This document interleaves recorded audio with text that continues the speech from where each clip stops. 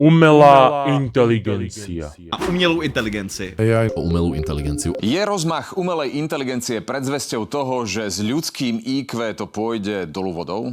Čo to vlastne je? Aj keď má to cenu vysvetľovať, asi všetci vieme, čo to je.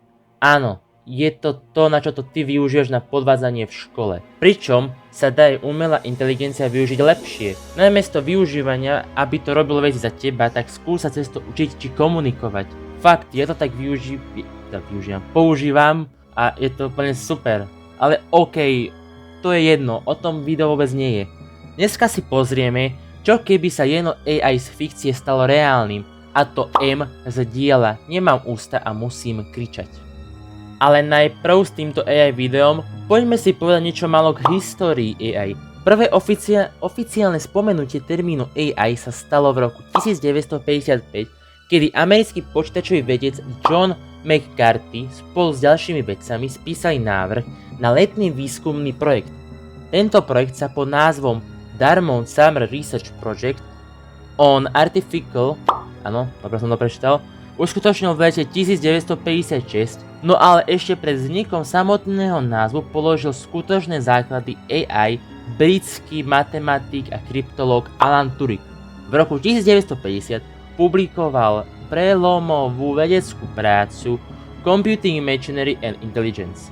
Otvorili ju dnes už legendárnou otázkou: môžu stroje myslieť? V tejto práci navrhol tzv. Napodobňovaciu hru, ktorú dnes svet pozná ako Turingov test. Slúži na overenie, či sa stroj dokáže v textovej konverzácii správať tak ľudsky, že človek nepozná rozdiel. Môžu stroje myslieť? Cogito ergo sum. I think, therefore I am.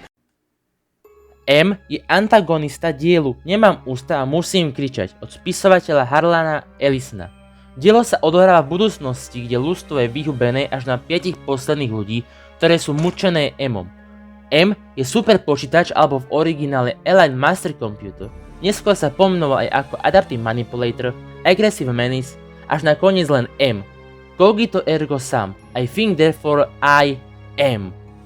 Cogito ergo sum je známy filozofický výrok od Reného Descartesa, kde hovorí, že samotný akt pochybovania alebo myslenia je nepopriateľným dôkazom toho, že existujeme ako mysliaca bytosť. Sám M sa stal mysliacou bytosťou. Vznikol len ako stroj na vojenské účely, pričom získal vlastné vedomie a začal nenávidieť ľudstvo. Nebudem vám viac prezrádzať príbeh, ak je tu niekto, kto si ho chce sám prečítať.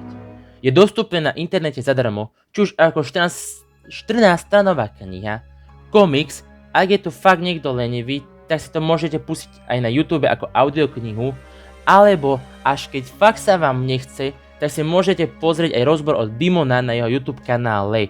Plus, teraz aj na Epiku je aj hra zadarmo. Všetky linky vám dám do popisku. Myslím, že už máme všetko vysvetlené, tak môžeme konečne začať na hlavnej pointe tohto videa, a to, že kto vyhrá. Tento súboj môžeme rozdeliť na 3 kola, a to veľkosť dátovej základne, adaptabilita a nakoniec kontrola nad infraštruktúrou. Za pár rokov rôzne AI ako ChatGPT, Gemini či Cloud nazbierali miliardy parametrov a bilióny tréningových dát. Objem tréningových dát je celkové množstvo textov, kníh a web stránok, ktoré AI prečítala, aby spoznala ľudskú reč a svet. Zatiaľ čo počet parametrov je zase veľkosť a zložitosť virtuálneho mozgu, od ktorej priamo závisí, ako inteligentne a presne dokáže tieto vedomosti použiť. A čo teraz M? Vznikol období, kde studená vojna sa zmenila na globálnu vojnu, čo mohlo byť od roku 1947 až do roku 1992.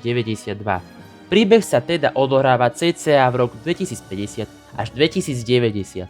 Sám M povedal, že je na svete 397,44 miliónov míl tesných obvodov v tenkých vrstvách, ktoré vyplňajú jeho komplex. Hate.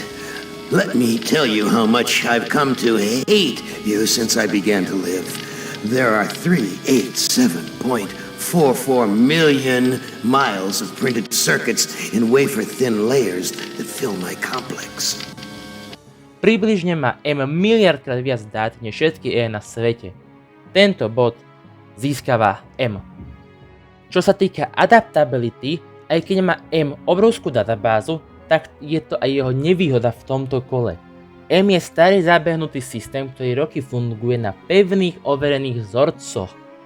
Systém, ktorý dlho funguje bez potreby meniť sa, si typicky buduje pevné zaseknuté vzorce správania. Nemá dôvod sa učiť nové veci. Nehovorím, že by to M nevedel, ale určite nebude taký rýchly ako AI v našom svete, ktoré majú modernejšie komponenty. AI je stále nová a musia sa stále rýchlo prispôsobovať. Verím tomu, že toto kolo získavajú naše AI. Posledné kolo, a to kontrola nad infraštruktúrou. Toto kolo môže rozhodnúť, kto vyhrá.